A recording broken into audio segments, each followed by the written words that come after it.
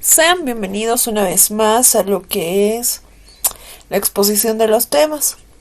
Ahora vamos a exponer el tema de crisis convulsiva de medicina interna de Harrison, edición 18. Vamos a hablar acerca de la historia. Epilepsia en griego epilambanei significa ser atacado o tomado por sorpresa. En las tablillas de barro de Babilonia describen los ataques epilépticos totalmente. Los griegos, la epilepsia decían que era de origen divino. Solo un dios podría arrojar personas al suelo, o movimientos musculares, o arrojar saliva, orinar o defecar, matarlas y volverlas a la vida. Hipócrates, 400 años antes de Cristo, decía que la enfermedad a la que llamamos sagrada no me parece más sagrada ni más divina que las otras. Ella tiene la misma naturaleza y las mismas causas que las otras. Los hombres le han atribuido una causa divina por ignorancia y por el asombro que les inspira, pues no se parece a las otras enfermedades. Hipócrates decía: los hombres creen que la epilepsia es divina, simplemente porque no la entienden.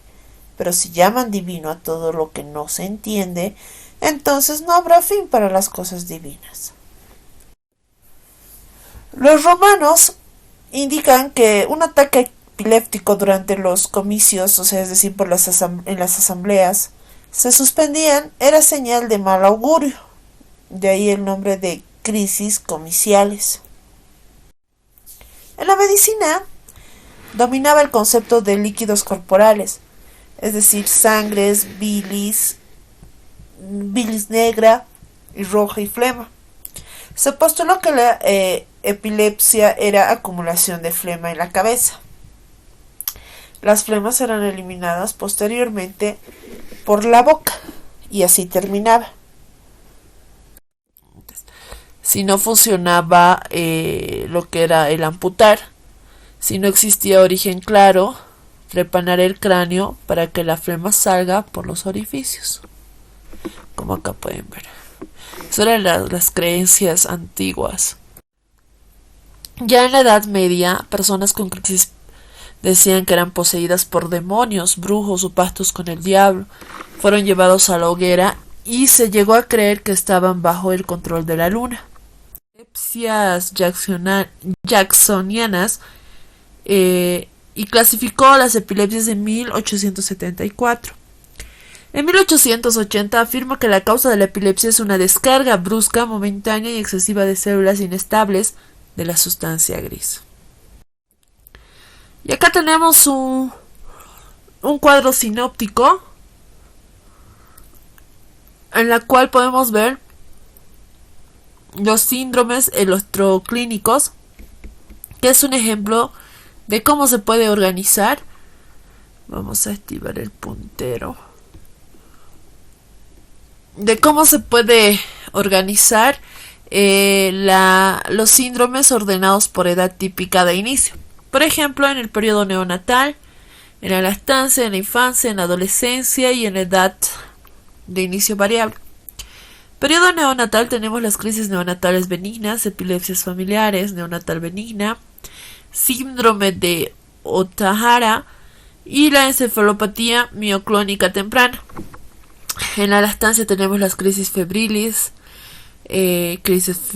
plus, epilepsia benigna de la infancia, síndrome de West, de Dravet, epilepsia mioclónica de la infancia, encefalopatía mioclónica en el trastorno no progresivo.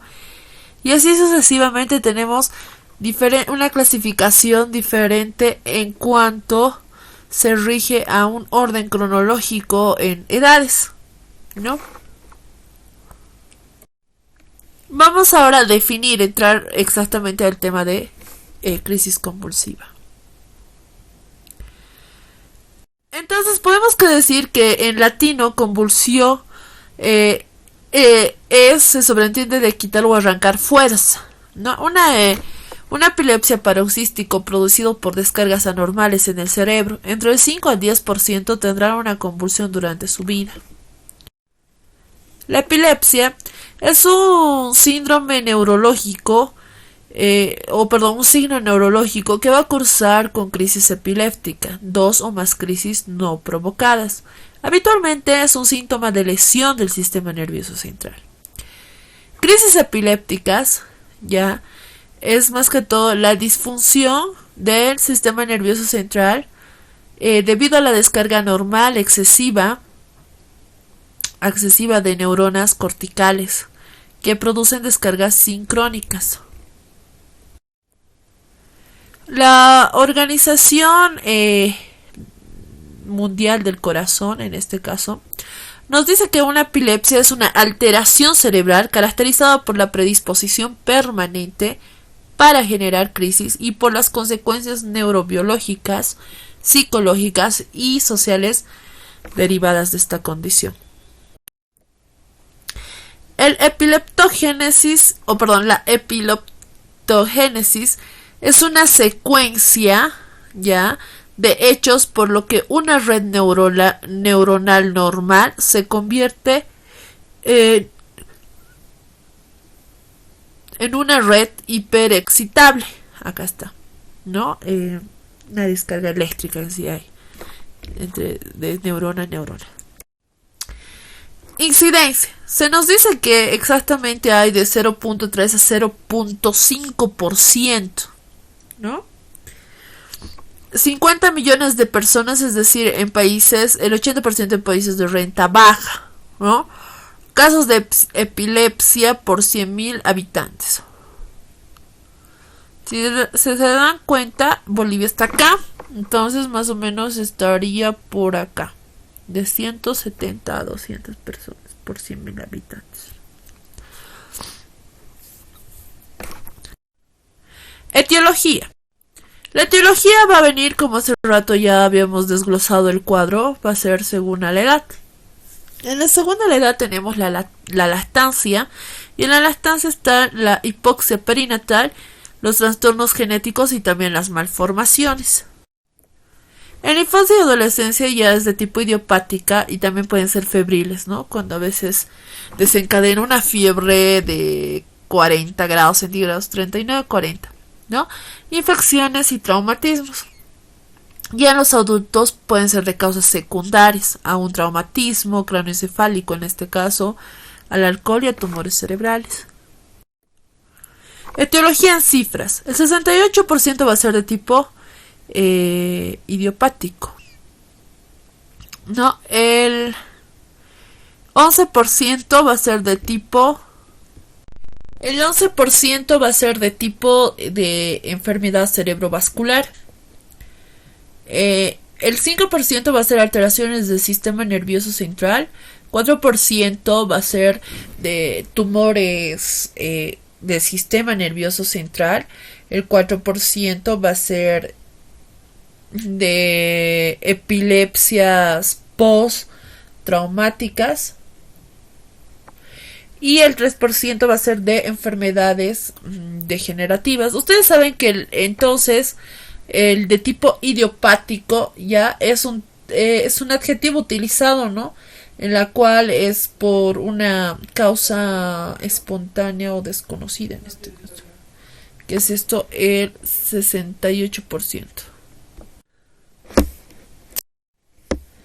Mecanismos básicos van a ser tanto neuronal y en la convulsión. Por ejemplo, en la neurona se va a transmitir 80 impulsos por segundo y la convulsión va a llegar hasta 500 impulsos por segundo. Es decir, en una neurona lo normal es que haya impulsos, o sea, se transmite 80 impulsos por segundo, pero en una convulsión esto se va a exacerbar y va a ser a 500 impulsos por segundo. En este dibujito lo vamos a venir desarrollando teóricamente acá. Entonces la transmisión normal. La despolarización por la entrada de calcio extracelular. 1. Va a haber una despolarización por la entrada de calcio extracelular. 2. Va a haber la apertura de los canales de sodio dependiente de voltaje. Y va a haber el potencial de hiperrepolarización regulado por el GABA o por los conductos de potasio. La despolarización, corriente de sodio y calcio, y la repolarización va a ser de corrientes entrantes de cloro y potasio. ¿Cuál va a ser la fisiopatología en este caso? La epilepsia va a ser un resultado de procesos que alteran tanto la homeostasis iónica extracelular, es decir, el equilibrio, ¿no? En este caso, el metabolismo energético, y va a cambiar las funciones de un receptor, es decir, modifican la recaptación de algún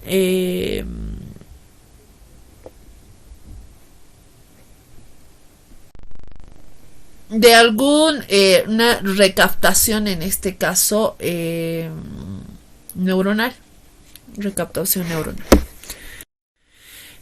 También existen lo que son en la fisiopatología, va a haber los axones ya, y en los canales de sodio. Normalmente la apertura de canales de sodio va a entrar sodio y va a abrir los canales de potasio, y va a salir potasio y va a cerrar los canales de sodio. Si hay desregulación, sigue entrando sodio, entonces el potencial de acción va a ser continuo. Va a haber alteración estructural de canales de calcio y no va a permitir el cierre correcto de los mismos. El calcio va a seguir entrando, estimulando a la exocitosis, ¿no?, de esta recaptación al espacio sináptico, y el mecanismo en sí la neurotransmisión al espacio, ¿no? Y va a haber lo que es el mecanismo más habitual en traumatismos. Va a haber un desequilibrio de la neurotransmisión, excitatorios e inhibitorios a favor de los primeros. Va a haber una disminución ejercida por los GABA, y el mecanismo más común, ¿no?, que va a ser la alteración en la inhibición o en la recaptación. Por tanto, la alteración de receptores postsinápticos, lo normal va a ser unido a un receptor que va a permitir la entrada de sodio a la neurona neurotransmisora, y se degrada y el canal se cierra. La alteración va a ser que la afinidad por el neurotransmisor va a permanecer más tiempo en receptor, y va a causar una mayor entrada de sodio, y va a haber una sobreexcitación postsináptica en este caso. Acá está. La fisiopatología de la sinapsis, como dijimos, primero va a ser lo que es una alteración estructural o funcional de las redes neuronales. Acá está. Y acá esto lo estamos llevando en una manera más grande, ¿no?, a este lado. Va a haber alteración a nivel celular de canales iónicos y receptores de neurotransmisores. Va a haber alteración del potencial de membrana neuronal, es decir, el aumento de la excitabilidad neuronal focal o generalizada en forma crónica, con capacidad de activación en forma sincrónica. A esto se va a propagar la descarga a través de circuitos anómalos o de las vías indemnes. Entonces va a ser en sí una alteración estructural de tanto de las redes neuronales, ¿no? ¿Por qué es importante la fisiopatología? Esto va a ayudar a prevenir, uno va a ayudar a elegir un fármaco según la afectación. Fármacos según fisiopato, estamos con las fenitoínas y la carbamazepina. Estos van a bloquear las descargas y van a inactivar los canales de sodio dependiendo del voltaje. Las benzodiazepinas, como el fenobarbital, el ácido valproico, van a actuar sobre los receptores GABA. Fármacos según su fisiopatología en este caso, ¿no? La etosuximida va a bloquear los corrientes de calcio por canales T.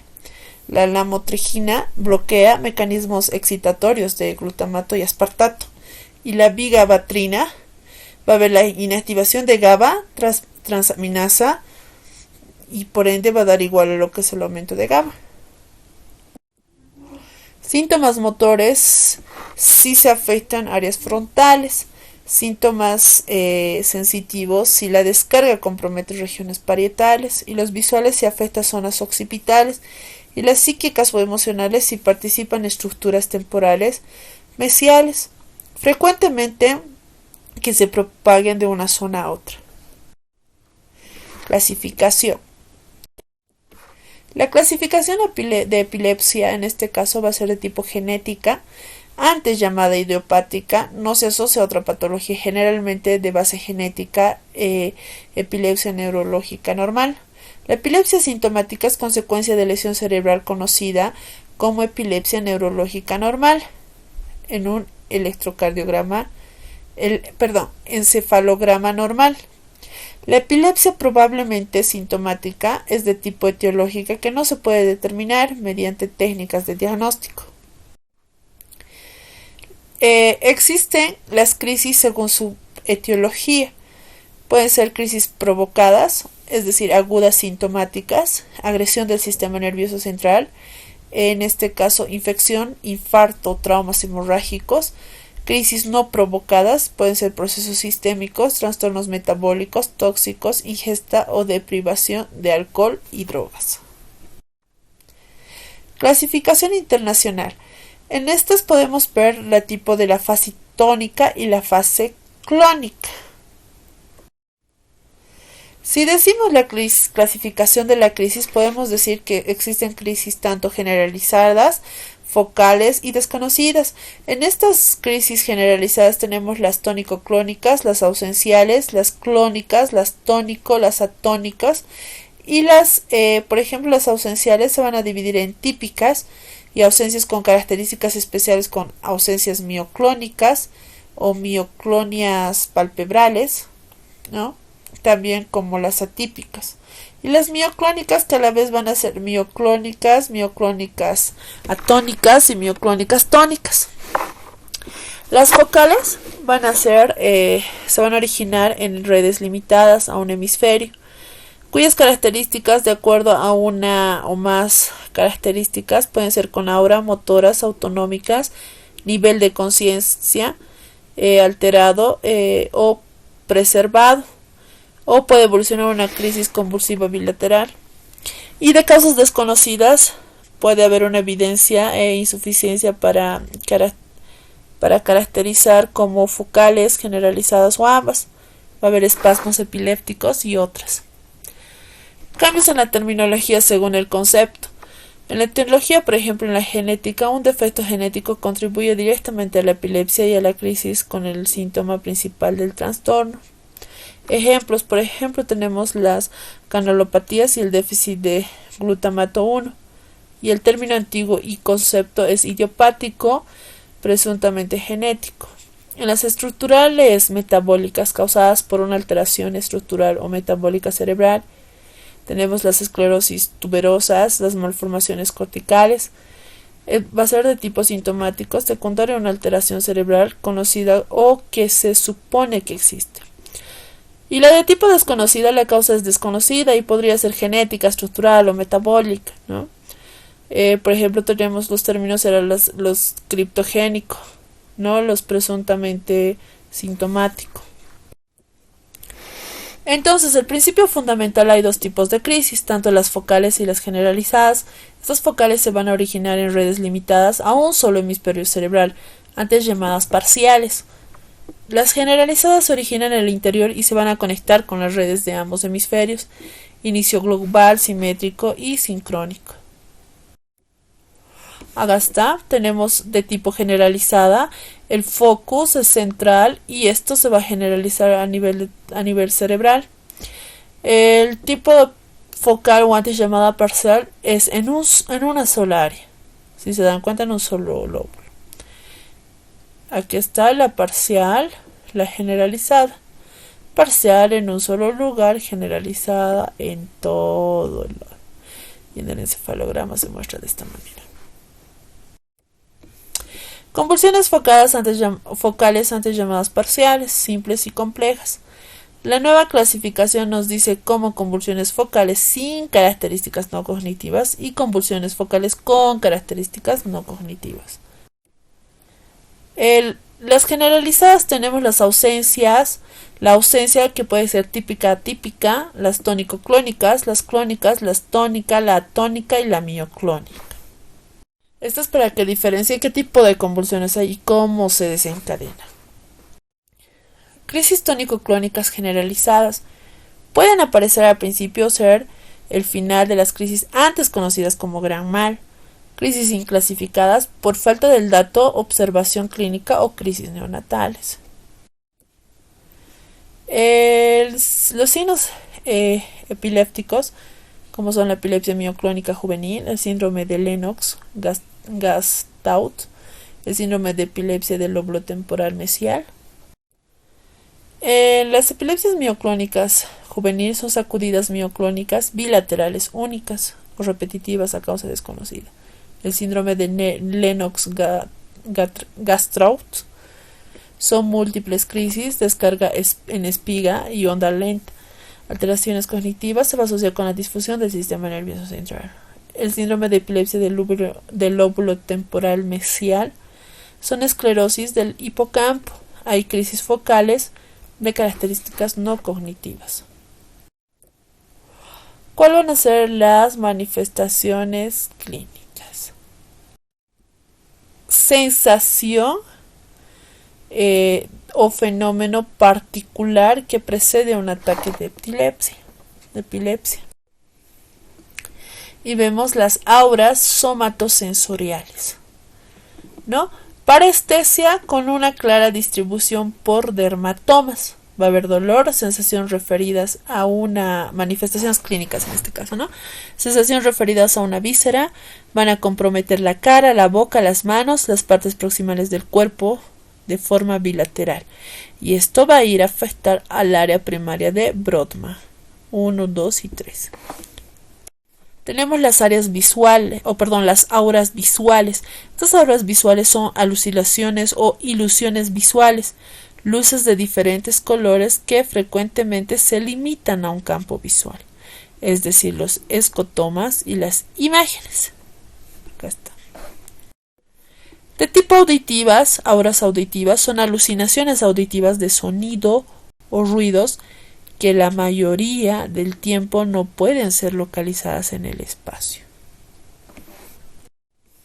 Las auras olfativas son percepciones de olores que usualmente son desagradables, ¿no? Van a ir a afectar lo que es a la aura olfatoria, es decir, a la área de las amígdalas. Auras gustativas, percepción de sabores desagradables en la ínsula. La afectación va a estar en la ínsula. Auras autonómicas, estas son palpitaciones, taquicardias paroxísticas, palidez, sudoración, activación de la región frontal inferior y de la cingula. Auras abdominales, estas son sensaciones que pueden desplazarse al tórax o pelvis, va a haber náuseas, vómitos, peristaltismo intestinal exagerado. A veces por eso es que de repente se sueltan los esfínteres, ¿no? Auras psíquicas, ¿no? Miedo por sensación de un cuerpo a sus espaldas, déjà vu francés, ya visto antes, jamais vu francés, nunca visto, ¿no? Entonces van a ir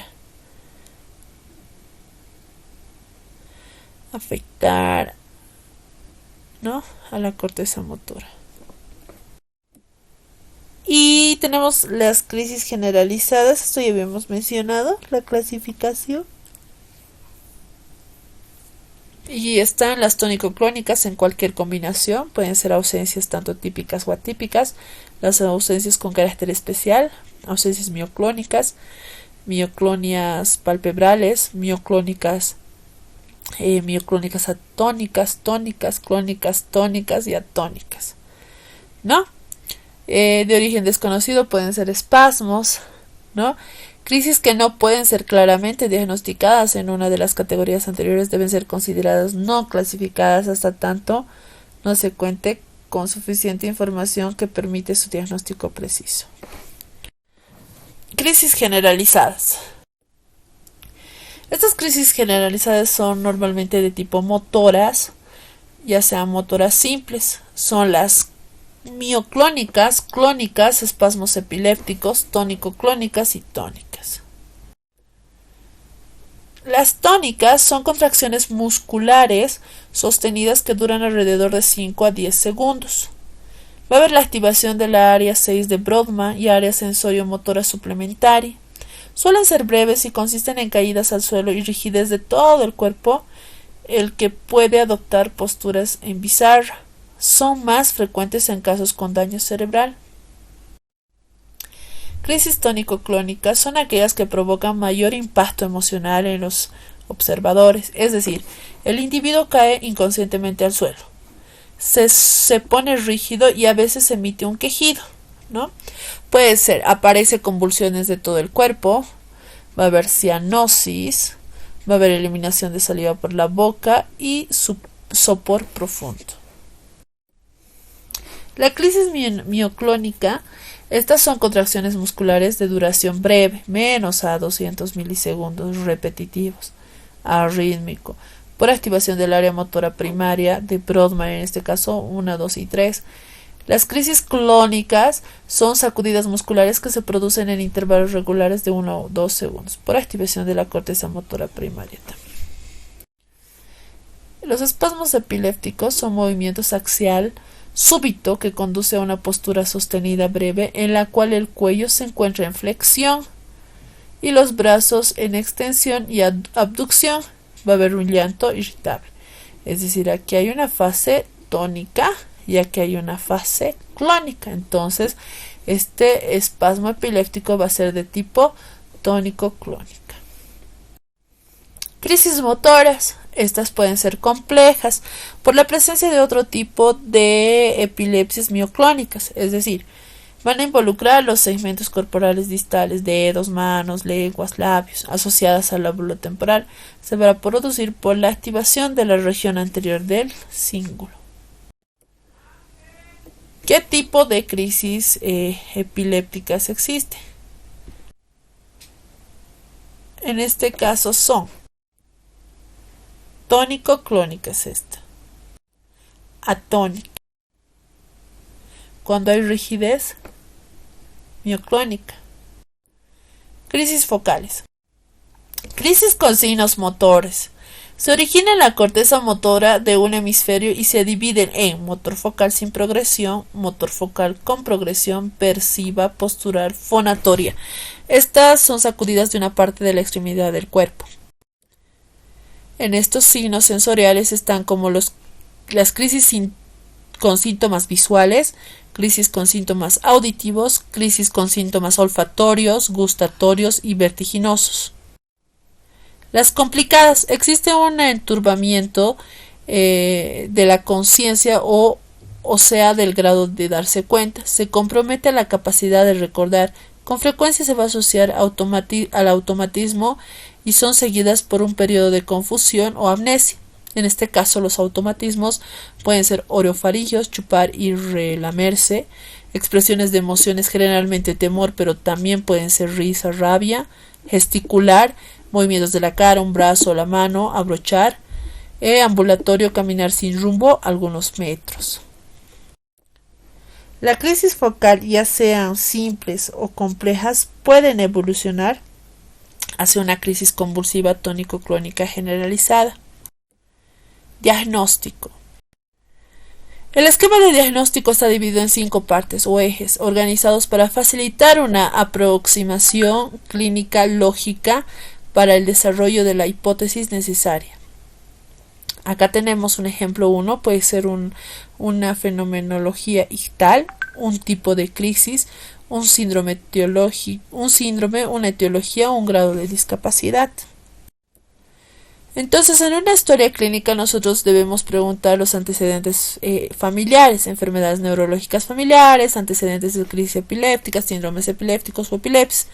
En antecedentes personales vamos a ver si en el periodo neonatal hubo trauma obstétrico, encefalopatías, un hipóxico isquémica neonatal, convulsiones neonatales, desarrollo, cómo ha sido el desarrollo psicomotor, las crisis febriles, infecciones neuromeningias, traumatismos cranoencefálicos, enfermedades sistémicas, tratamientos concomitantes.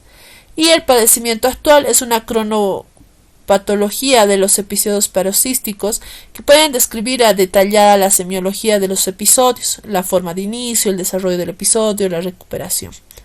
Hay que indagar minuciosamente los fenómenos motores autonómicos y del lenguaje durante la fase ictal y posictal, ¿no? Esta investigación de síntomas generales y posibles enfermedades asociadas, o la investigación de la patología psiquiátrica asociada. Y en la exploración física vamos a hacer una exploración de tipo neurológica completa: signos de hipertensión intracraneal, signos de focalización, signos meningios, estado de alerta, exploración general completa, en especial búsqueda de rasgos dismórficos, examen cutáneo, cardiovascular, hepático, valoración del estado psíquico.